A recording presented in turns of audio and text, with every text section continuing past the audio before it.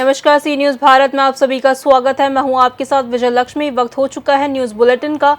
Bulletin में बात होगी फारुखाबाद की, जहां रामगंगा का जलस्तर खतरे के निशान से नीचे पहुंचा। साथ ही बात होगी फाल्मू की, जहां थाना क्षेत्र के पास जेपीएस बस और टेम्पू में हुई जोरदार टक्कर। आगे बात करेंगे प्रतापगढ़ की, जहां एक छात्र को इंजीनियरिंग में मास्टर डिग्री मिलने पर लोगों ने जताया हर्ष। ऐसी तमाम खबरों पर होंगी विस्तार से चर्चा। बदायूं जनपद की नवागत जिलाधिकारी निधि श्रीवास्तव ने रविवार को जनपद बदायूं के कलेक्ट्रेट परिसर स्थित कोषागार में पदभार ग्रहण किया।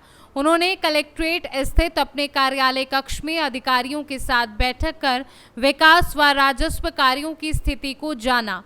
जिलाधिकारी ने जनपद आगमन पर कहा कि भ्रष्टाचार पर जीरो टॉलरेंस की नीति रहेगी और विकास कार्यों को प्राथमिकता पर पूर्ण कराया जाएगा। वह योजनाओं का लाभ अंतिम पायदान पर खड़े व्यक्ति तक पहुंचाया जाएगा। वर्ष 2014 बैच की आईएएस ऑफिसर निधि श्रीवास्तव इससे पूर्व वर्ष 2013 में जनपद बदायूं में नगर मजिस्ट्रेट के पद पर कार्यरत रही हैं। जिलाधिकारी ने कहा कि जनपद में जो भी समस्याएं हैं उसका निस्तारण प्राथमिकता पर कराया जाएगा। इस अवसर पर मुख्य विकास अधिकारी केशव कुमार, अपर जिलाधिकारी प्रशासन रेणु सिंह, अपर जिलाधिकारी वित्त वैभव शर्मा, सभी उपजिलाधिकारी सहित अन्य अधिकारी व कर्मचारीगण मौजूद रहे। बदायूं से सी न्यूज़ संवाददाता आकाश तोमर की रिपोर्ट।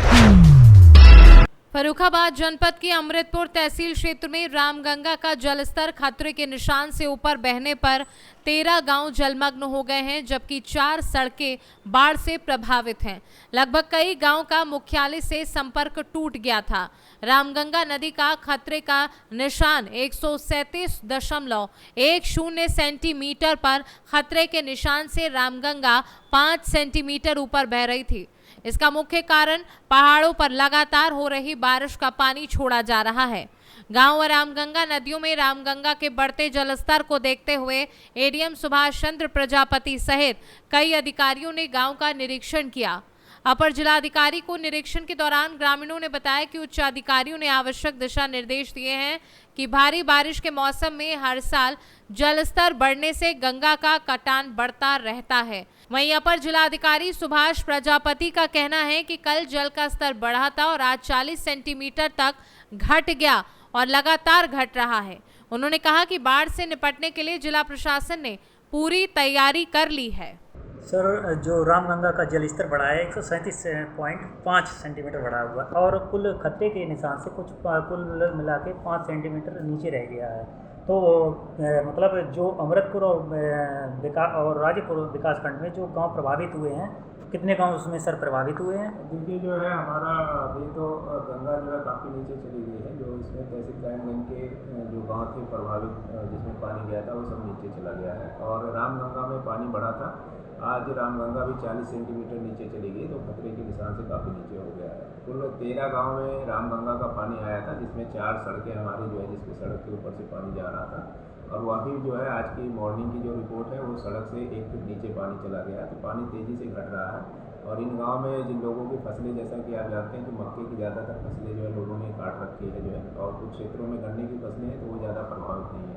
कुछ मूंगफली की फसलें हैं, उनका हम लोग सर्वे करा रहे हैं। सर्वे करा के शीघ्र ही उनको मुआवजे की कार्रवाई करेंगे। जैसा कि सर बाढ़ का पानी जिन जिन गाँव में घुसेगा तो उन लोगों को जैसे रहने की व्यवस्था न हो, उसके लिए प्रशासन की क्या प्रशासन उसके लिए जो है पूर्ण रूप से तैयार है। हमारे जो है बाढ़ शरणालय, बाढ़ चौकियाँ जो है वो ऑलरेडी तैयार हैं जो है। और इसके अलावा पीएससी की जो है हमारी फ्लड पीएससी की कंपनी आ गई है, उनके पास जो है मोटर बोर्ड है। और हमारे सभी गाँव में जो है बोर्ड जो हम लोगों की है उसको हम लोगों ने तैयार रखा है, प्रिपरेशन करा रखी है।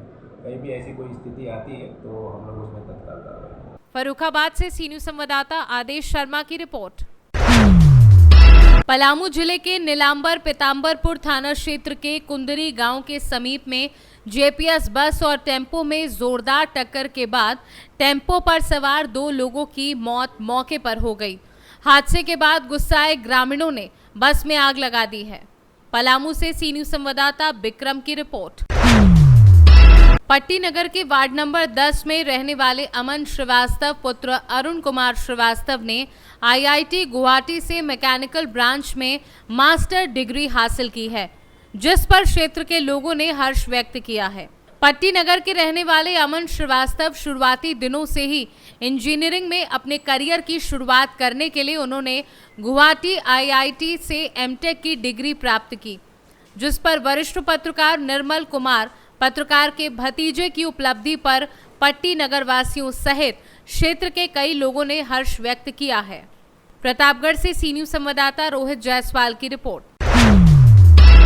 खबर रामपुर से है, जहां सामाजिक न्याय महिला आधिकारिकता बोर्ड के महानिदेशक एवं पूर्व चीफ कमिश्नर एनएसजी भारत सरकार डॉक्टर एनपी आनंद ने जनपद रामपुर में 2 दिन का दौरा कर जन समस्याओं को सुना और जिलाधिकारी रामपुर से फोन पर बात की और जनता की समस्याओं से जिलाधिकारी को अवगत कराया। जिलाधिकारी के आदेश पर सिटी मजिस्ट्रेट रामपुर सामाजिक न्याय महिला आधिकारिकता बोर्ड के महानिदेशक डॉक्टर एनपी आनंद के पास पहुंचे। इस पर सामाजिक न्याय महिला आधिकारिकता बोर्ड के जिलाध्यक्ष मोहम्मद दिलशाद एडवोकेट ने सिटी मजिस्ट्रेट को जनता के सारे शिकायती पत्र पढ़कर बताए। इस पर सिटी मजिस्ट्रेट ने सभी शिकायती पत्रों का संज्ञान लिया। सिटी मजिस्ट्रेट ने शिकायती पत्रों को ध्यान से पढ़ा और आश्वासन देते हुए कहा कि जिला स्तरीय टीम गठित कर जांच की जाएगी और जांच के हिसाब से उचित कार्यवाही की जाएगी। रामपुर से सी न्यूज संवाददाता मोहम्मद तालिब राजा की रिपोर्ट। समस्तीपुर दलसिंह सराय थाना अंतर्गत NH 28 पर 14 जुलाई की संध्या में मुहर्रम जुलूस में कुछ उपद्रवियों द्वारा मधुबनी निवासी अमितेश कुमार परिवार के साथ अपने कार से पटना जा रहे थे। इसी दौरान जानलेवा हमला कर दिया, जहां अमितेश ने थाने में शिकायत दर्ज करवाई।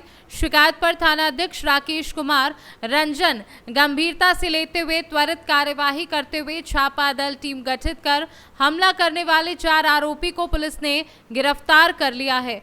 वहीं डीएसपी विवेक कुमार ने प्रेस वार्ता कर जानकारी देते हुए बताया कि सभी अभियुक्त दलसिंह सराय थाना क्षेत्र के चकनावदा वार्ड नंबर 6 के निवासी हैं।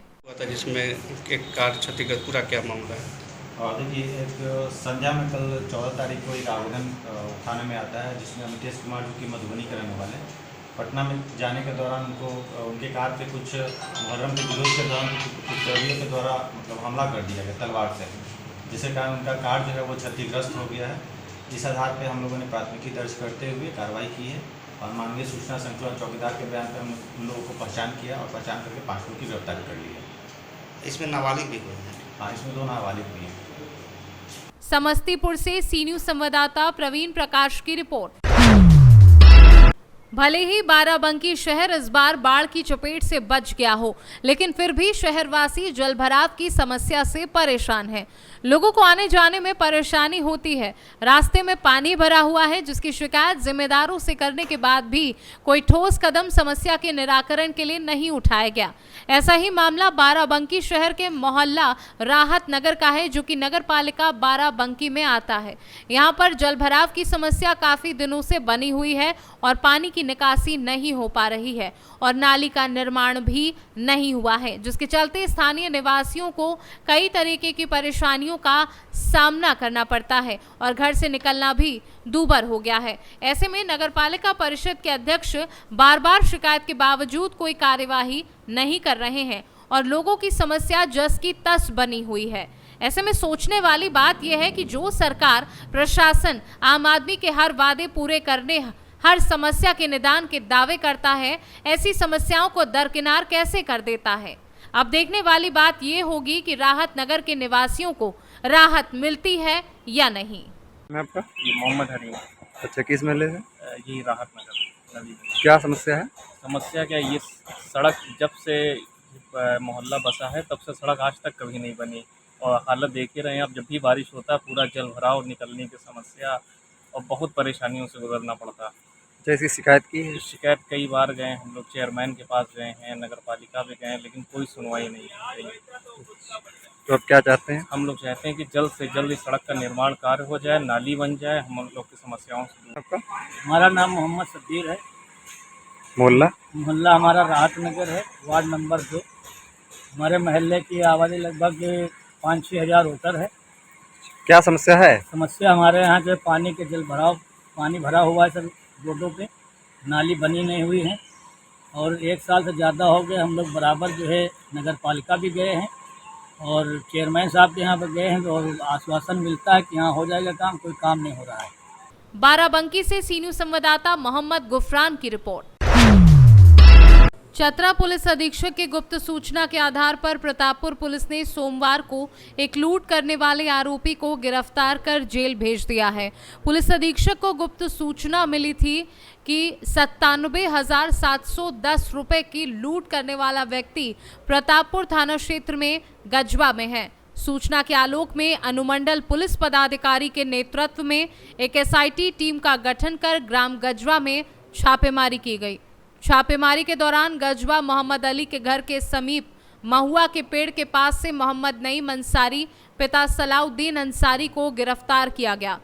गिरफ्तारी के बाद पूछताछ में मोहम्मद नईम ने लूटकांड में अपनी संलिप्तता स्वीकार की। इस संदर्भ में एसडीपीओ संदीप सुमन ने क्या बताया है, आइए आपको सुनवा देते हैं। दिनांक 29/5/24 को प्रतापपुर थाना क्षेत्र में एक लूट की घटना हुई थी, जिसमें कुल 97,000 के लगभग रुपए की लूट हुई थी। इस संबंध में प्रतापपुर थाना कांड संख्या 6424 दर्ज कर अनुसंधान प्रारंभ किया गया था। इसमें सफलता प्राप्त करते हुए प्रतापपुर थाना प्रभारी द्वारा एक नईम अंसारी जो कि ससगड़ा प्रतापपुर के रहने वाले हैं, उन्हें गिरफ्तार किया गया है। उनके पास से इस कांड में प्रयुक्त चाकू, वादी से लूटा गया बैग, इस कांड में प्रयुक्त जो काला कपड़ा है जिससे चेहरा ढके हुए थे अपराधी, उसे भी बरामद कर लिया गया है। अपराधी ने अपना अपराध स्वीकार किया है तथा इसने बताया है कि इसने तथा इसके अन्य साथियों ने मिलकर जो महिला समूह से जो पैसे कलेक्ट करते हैं एजेंट, उनसे पैसे लूट करने का इन्होंने प्लान बनाया था तथा घटना को कारित किया था। इस संबंध में वर्तमान में एक व्यक्ति को गिरफ्तार किया गया है। इसके अन्य साथियों को गिरफ्तार करने का प्रयास किया जा रहा है। पूर्व में भी आपराधिक इतिहास रहा है? इसका वैसा कोई आपराधिक इतिहास नहीं है, वैसे जांच की जा रही है इस संबंध में। चतरा से सी न्यूज़ संवाददाता लकी की रिपोर्ट। खबर गिरिडीह से है, जहां 2 युवकों की करंट लगने से मौत हो गई।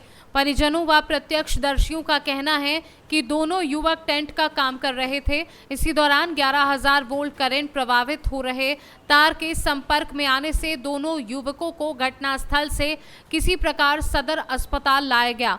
वहीं परिजनों के चीखने चिल्लाने से पूरा अस्पताल परिसर में गहमा गहमी का माहौल रहा। साथ ही परिजनों का रो रो कर बुरा हाल हो रहा था। इस बीच चिकित्सकों के द्वारा जांच कर मौत की पुष्टि कर दी गई है। बताया जा रहा है कि दोनों युवक गिरिडीह मुफस्सिल थाना क्षेत्र के रहने वाले हैं। दूसरी ओर गिरिडीह मुफस्सिल पुलिस के सदर अस्पताल आने पर दोनों शवों का पंचनामा की प्रक्रिया पूरी कर पोस्टमार्टम के लिए भेज दिया गया है। गिरिडीह से सी न्यूज़ संवाददाता अमित कुमार की रिपोर्ट। पूर्वी चंपारण जिले के आदापुर प्रखंड के बकरी पंचायत के मुखिया के घर पर एसएसबी और पुलिस की संयुक्त छापेमारी में भारी मात्रा में मादक पदार्थ गांजा बरामद हुआ है। पंचायत के मुखिया के नाम की पहचान अख्तर शाह के रूप में की गई है। पुलिस टीम आरोपी मुखिया को गिरफ्तार कर आवश्यक पूछताछ कर रही है। जानकारी देते एसएसबी 71वीं बटालियन के कमांडेंट प्रफुल्ल कुमार ने बताया कि बकरी पंचायत के मुखिया को गांजा तस्करी में 1 क्विंटल 31 किलो गांजा के साथ पकड़ा गया है। छापेमारी के दौरान ये भी खुलासा हुआ है कि अख्तर शाह का गांजा तस्करी में पुराना इतिहास है। वह इस इलाके में गांजा तस्करी का मुख्य किंगपिन है। वर्तमान में वह बकरी पंचायत का मुखिया भी है। पकड़े गए तस्कर और गांजा को आदापुर पुलिस स्टेशन को आगे की कार्यवाही के लिए सौंपा गया है। मुखिया के इस आपराधिक वारदात में पकड़े जाने पर क्षेत्र में तरह तरह की चर्चाएं हो रही है। मोतिहारी से सी न्यूज़ संवाददाता राहुल कुमार की रिपोर्ट। फिलहाल न्यूज़ बुलेटिन में इतना ही। ऐसे ही खबरों के लिए जुड़े रहिए हमारे साथ और देखते रहिए सी न्यूज़ भारत।